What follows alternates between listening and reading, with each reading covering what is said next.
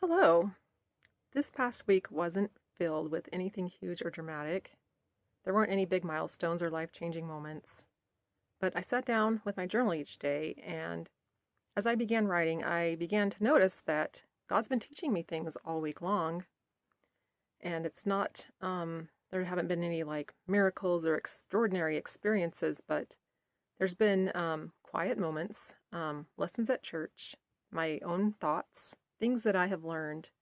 And today I wanted to share a few of those things that I've been learning. I would like to see if there might be something that you would be helped by some of the things that I've learned. Healing happens one small choice at a time. One thing I heard at church really stayed with me. Someone shared a story about people searching for gold. Instead of only looking for the big nuggets, they collected the tiny flecks of gold they found along the way. Those tiny flecks eventually became a great treasure. That made me think about healing. Sometimes I wish healing would happen overnight. I wish I could wake up one morning and all the fear, anxiety, and old childhood wounds would simply be gone. But maybe that's not how God usually works. Maybe healing is built one small choice at a time. One prayer, one healthy boundary, one kind conversation, one walk outside, one decision to trust God instead of fear. Those little choices may not seem very important in the moment, but over time, they become something beautiful. Healthy boundaries are an act of love. Another idea that was discussed at church was boundaries. For a long time, I believed that setting a boundary meant I wasn't being loving. If someone upset me, I assumed I must be doing something wrong. But I'm learning something different. A healthy boundary isn't about punishing someone else. It's about protecting what God has entrusted to you. Sometimes it's your peace. Sometimes it's your marriage. Sometimes it's your children. Sometimes it's your emotional health. Not everyone will understand your boundaries. Some people may even be hurt or angry. But someone else's reaction doesn't mean your boundary was wrong. Sometimes love says yes, and sometimes love says no. Both can come from love.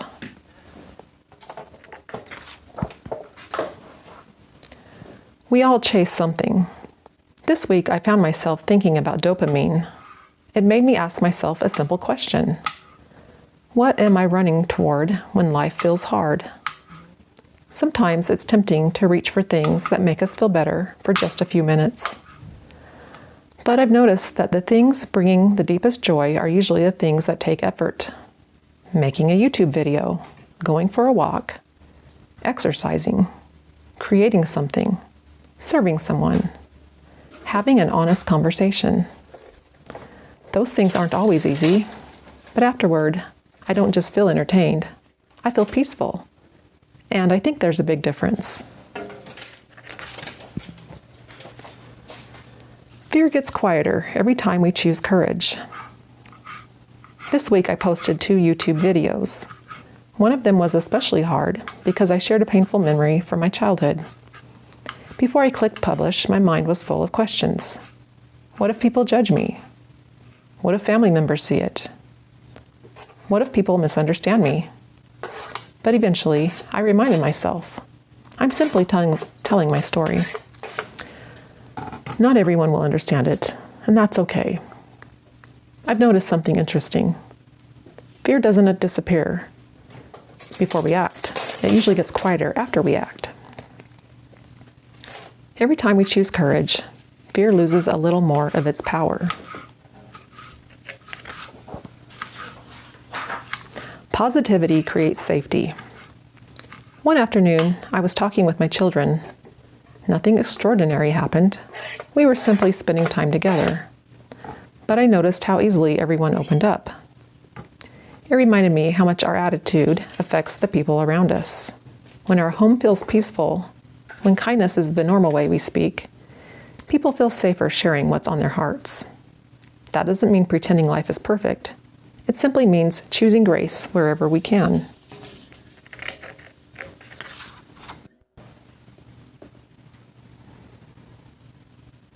God teaches through ordinary people.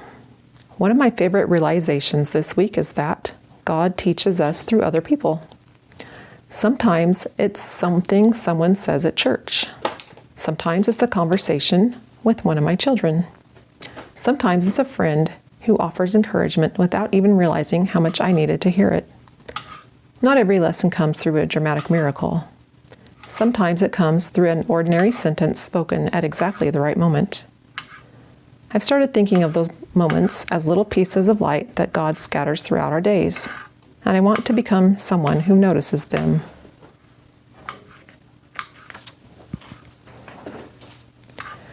Gratitude changes what we see. There are still moments when I think about the painful parts of my past.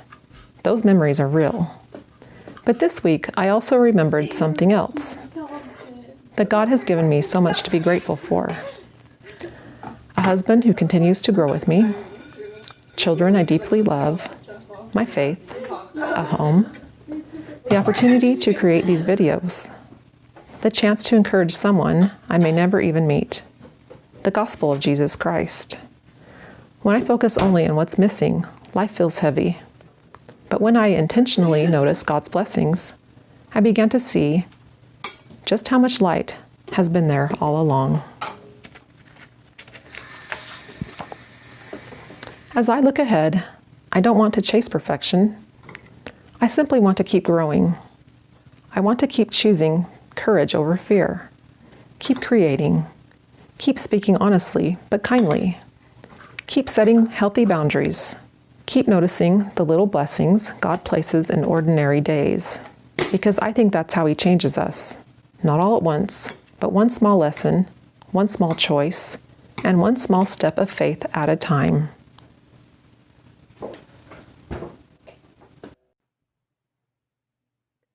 Thank you so much for spending a few minutes with me today. And I'd love to hear from you. What's one thing that life has taught you this week? Let me know in the comments. Thank you so much for watching, and I'll see you next time.